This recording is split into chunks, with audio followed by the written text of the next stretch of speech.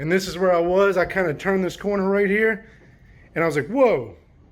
And there's a girl just laying right there on the couch. What's up, everybody, and welcome back to another video. This will actually be an update video. This is our squatter series, where we actually had squatters living inside of one of our rental units, and we've had a heck of a time trying to come up with a resolution for this situation. And this video will be the update to the last video. Be sure to check out the last video, which is the first video we made about the squatter situation. Unfortunately, we have a squatter series, which we don't really want, but the first video will be linked below for you.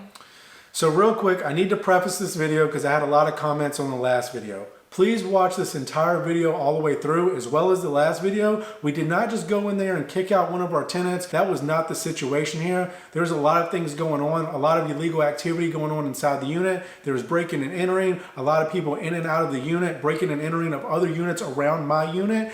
And let's just say that they should be in jail, and they're not, and we're not pursuing that. So actually the outcome here for them and for us was probably a win-win scenario. Lastly, please don't go in and just try to evict people out of your unit or try to change the locks or try to kick them out. Squatters do have rights. I know that sounds crazy to a lot of you, but squatters do have rights. Even if they broke in there, they have rights. So in our case, you have to hear the whole story for why they ended up leaving and why there was no eviction process and while we technically didn't break any rules here. Although we did have to learn a lot on our own on what is and is not allowed, and we learned that for ourselves, and that's why we're going to keep making these videos so you guys can learn along with us. But be sure to consult your own real estate lawyer because laws vary between city and state, and you want to make sure you're doing everything correctly. Little variations in the situation can change a lot of rules, so don't do exactly what we did unless you know from your lawyer that that's what you should do. I'll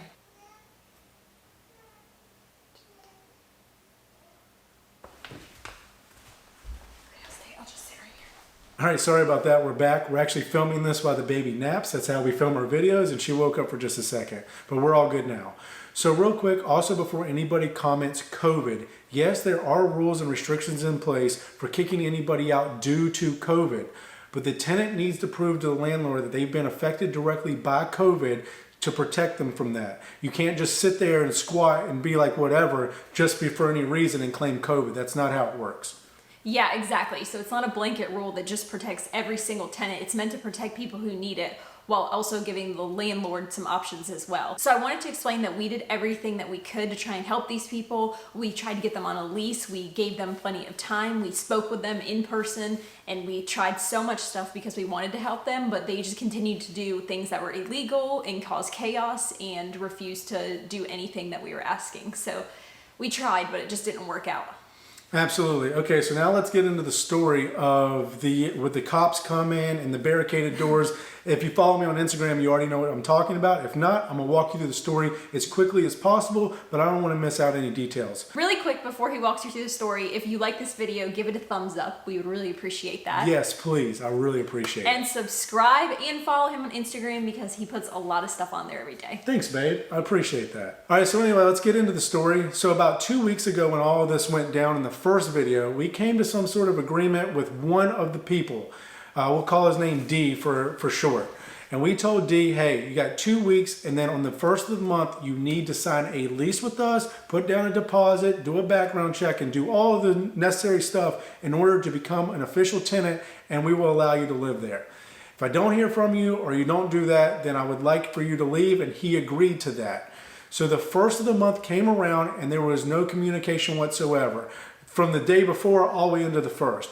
And then finally he messages me back and says, hey, I am long gone from Charleston. And I said, okay, is everybody else out of the unit as well? And he said yes. So I went over there that night to protect our unit.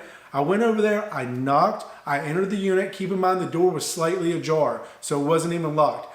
I walked inside, I went upstairs, and yes, there was stuff there, but we see that all the time inside of units that we buy or get back from tenants. People look like they just disappeared. It wasn't a ton of stuff, and I also knew that some of the stuff was from the very first original tenant. So anyway, I walked through the unit, nobody's there. It does look like they've gotten most of their personal belongings out, so I assume everybody has left, just like D had told me so. So I go to Lowe's, and I come back, and I change the locks. Well, this is where it gets fun. So the very next morning, I wake up to a text that says, hey John, we heard people upstairs. And now this is from my tenant that lives below that unit. And I was like, well, that's impossible. I changed the locks. And I thought maybe they just heard something, or I did think that maybe they broke in through a window upstairs or something. Surely they couldn't get past this brand new smart key deadbolt that I put on the door. Oh, never mind. I can't get in there because they've destroyed the lock and the key won't go in there anymore. So I drove over there immediately. Rhianna has to work that day. So I'm at work when all this is going on, and John's texting me updates, or trying to at least, because he's really busy. But then I go into a surgery, so I can't use my phone anymore. So during all this chaos, basically, I was in a surgery and had no idea what was going on until later when I got off. Yeah, so anyway, I get over there and I walk up to the door, and from a distance, it kind of looks fine. Like I was like, okay, nobody's been here. It's all good. And then the closer I get to the door, no, I went to put my key in the door and the key wouldn't go in the door. And I was like, well, that's weird. The key just won't go in there. Well, just by chance or by happenstance, my maintenance man was in the area and he pulled in and I said, David, have you tried to go in here? And he said, no, I haven't been in there at all. And I said, well, can you help me try to get in here? My lock's not working for whatever reason. Well, upon closer inspection, they have done something to the lock and somebody's broken off a key inside the lock. Now keep in mind, I am knocking, I am making sure nobody's there. And also my other tenants said they think that everybody's gone now. That they think that someone just broke in there during the night, got some stuff and left. So I think the unit is completely empty. And so we're jiggling on the lock and eventually David drills out the lock. Ton of noise, keep in mind, right? David drills out the lock because now I'm trying to get back into my unit that I think is vacant. He gets the lock drilled out and this takes about 20 minutes. So keep that in mind as well. So after the lock's drilled out, then the door won't open. Like we're pushing on the door, and it won't open. And so David puts his foot down and kind of jiggles the door open, and it's barricaded with a bunch of stuff. And I was like, oh great, they broke in here and just destroyed the unit and took off. That's awesome. So after David gets the door open, I walk up the stairs and I turn the corner. And again, keep in mind, I think that the unit's empty.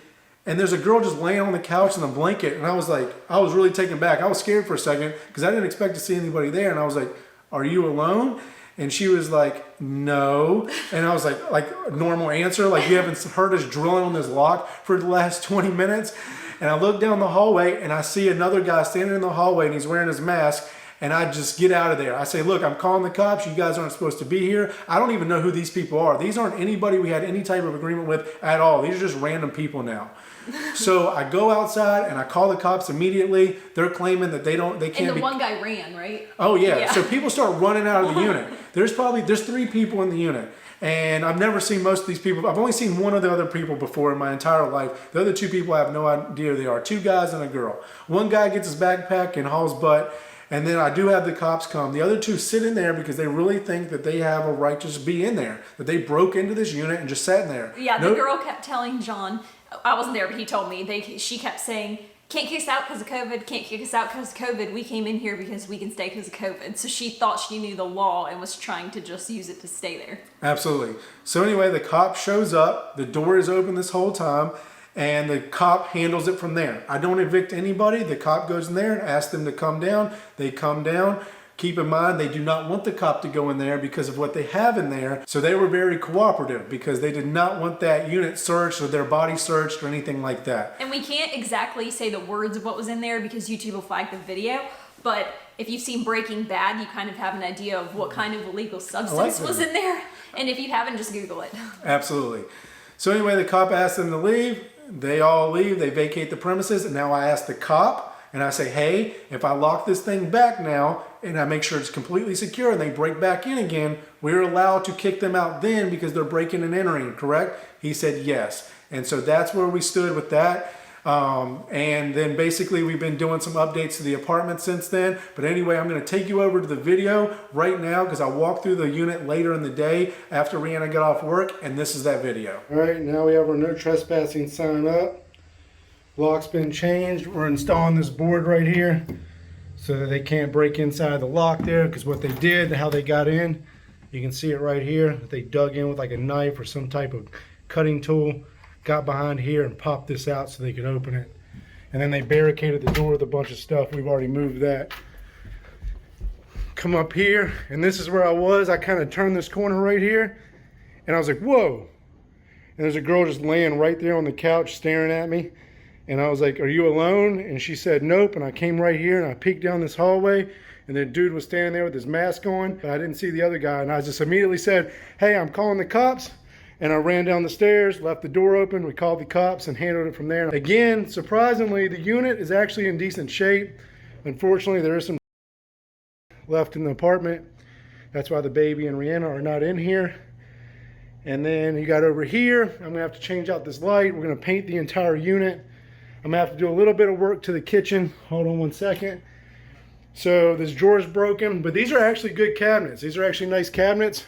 So I'm gonna leave those. I'm gonna get a brand new stove and a brand new refrigerator to match.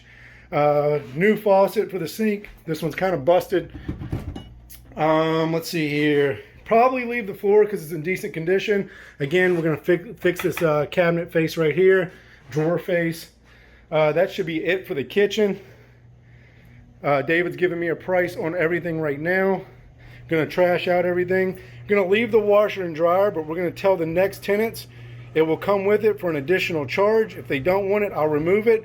I'm gonna do that, so I'm not responsible for the upkeep on the washer and dryer. That will be a choice they need to make.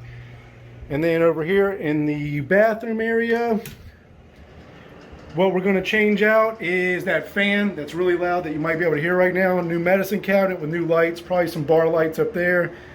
This needs a new stem in it, gonna switch that out. Toilet's fine, but maybe a new toilet seat. Fix some of this around here, some caulking, same up here around the shower. Gonna fix all that, paint this entire bathroom. It will look really nice. Gonna go ahead and just remove this. Nobody uses these anymore. Just kind of give it a little bit of an upkeep or an update to the bathroom and make it feel a little bit nicer in here. Now back here to the bedrooms.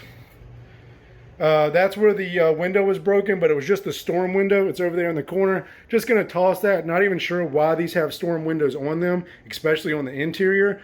Not needed, so just gonna toss those. Over here in the closet, somebody cut this out to fix a leak. I don't think it was them because it was done too nice. So David's gonna patch that up. Fix the closet right here. When I say fix the closet, it's just this board. It needs a brace back and a new board right there. The carpets are actually in decent shape, but I'm gonna have those professionally shampooed for the next tenant. Go over here. And again, just a bunch of stuff we need to throw out right here. This is the kid that wants me to save his stuff if I can. I'm going to save what I can and get his TV out of here. I'm going above and beyond, but I really feel bad for people who have nothing left, and this is like all they got, and this is the life they live. Look, if I can help, I'll help. At the end of the day, you know, we have it better than they do, and I just try to have empathy for those types of people, even if I shouldn't. All right, anyway, nothing really to do in here. That closet door over there, the bifold, that one needs fixed. And I think I'm going to do new registers in all the rooms as well, just to clean it up. Back out here, I think that's it. I think that's all we're going to have to do to this unit to kind of get it back into working shape. The paint's going to go a long way. The lighting's going to go a long way. The updated bathroom and the new appliances. And then we'll throw this thing back up for rent, and we will have a screened, background checked tenant in this unit, and hopefully collect rent on time, and all of my other tenants will be happy. I'll be happy. The tenant will be happy, and that's the goal here. And then we can get back to just collecting rent. All right, we'll finish this thing up at the house. As John said in the video, B and I couldn't enter the apartment until it was completely clean, so we never saw it when the illegal substances were in there and stuff like that because we didn't want her in there around the fumes. If it was just me, I would have went in. So we are already making improvements to the apartment, and we went and took some pictures for you guys to show you, and we wanted to talk to you about our future plans for what we're going to do with this unit, and hopefully we have no more squatter problems because they haven't been back since all that stuff happened. So we're moving forward, trying to put all this behind us, and hopefully this will be the end of the squatter series. Let's hope. So anyway, as you saw, we're doing some improvements to the units. We're already into it for about $1,200. And while that sucks, you know, we expected stuff like this. We've set money to the side. Well, we didn't really set money to the side. We're not really using this money. It's accumulated in an account, but for reasons like this, and that's why you should have an emergency fund and a capital expenditure fund anytime you have rental units, because something like this could happen to you, and you will need the capital to make those repairs. So I figure we will be all in for about $1,500 to $1,700, depending whether or not we switch out the hot water tank. Oh, yeah. But I think we will get more rental income than we're currently getting from the other 3 tenants. And I think we will get a deposit, and hopefully we get a new and improved tenant inside this unit. Yes, that would be great for us, great for our other tenants who would like to have somebody up there that wasn't causing problems, and it would just make things so much smoother for the future. Absolutely, and maybe we'll do one more follow-up video to this to show everything that we spent over there, and then how much we got to raise the rent moving forward, and just kind of an update on this video. If you guys want to see that, comment below, and we'll make that video in the next couple weeks when hopefully we have that new tenant in there.